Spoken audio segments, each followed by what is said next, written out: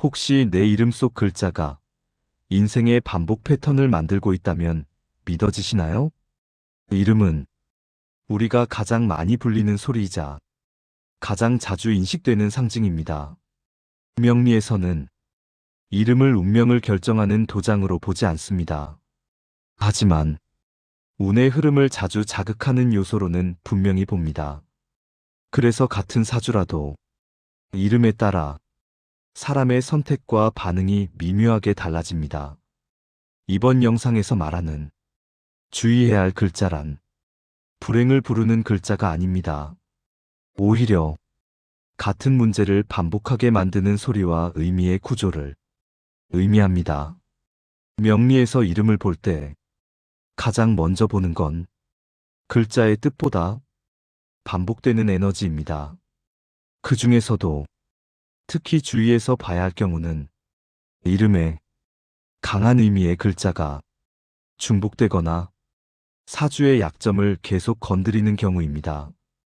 첫 번째로 주의해서 봐야 할 글자의 특징은 지나치게 강한 의미를 가진 글자입니다.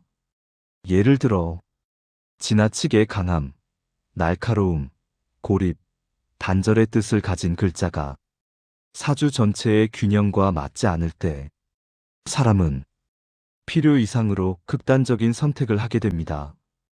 이건 이름 때문에 불행해지는 게 아니라 이름이 사주의 취약한 지점을 계속 자극하기 때문입니다.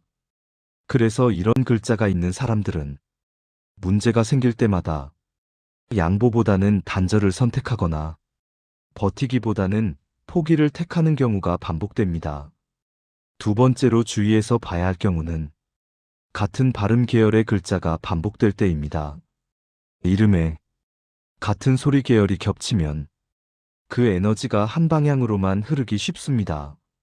사람은 자기도 모르게 비슷한 사람을 만나고 비슷한 상황을 반복합니다.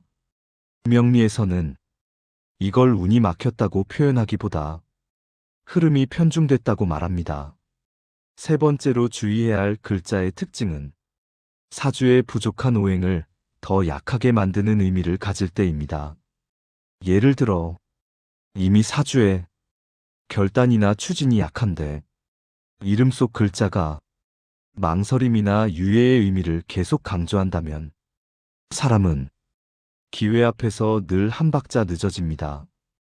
이건 능력의 문제가 아니라 이름이 선택의 타이밍을 계속 늦추는 구조를 만들기 때문입니다. 여기서 중요한 점이 있습니다. 이런 글자가 있다고 해서 반드시 개명을 해야 한다는 뜻은 아닙니다. 명리에서 이름은 바꿔야 할 대상이 아니라 이해해야 할 신호에 가깝습니다. 이름 속 글자가 주는 에너지를 알면 사람은 그 방향으로 끌려가지 않고 의식적으로 균형을 잡을 수 있습니다. 그래서 같은 이름을 가지고도 누군가는 반복에 갇히고 누군가는 그 흐름을 벗어납니다. 차이는 이름을 믿느냐가 아니라 이름의 영향을 알고 있느냐입니다. 명리는 이렇게 말합니다. 이름은 인생을 대신 살아주지 않지만 인생의 리듬을 계속 두드리는 신호라고. 만약 지금 비슷한 문제가 반복되고 있다면 사주만 보지 말고 내 이름이 어떤 소리와 의미로 나를 계속 부르고 있는지도 한 번쯤 돌아볼 필요가 있습니다.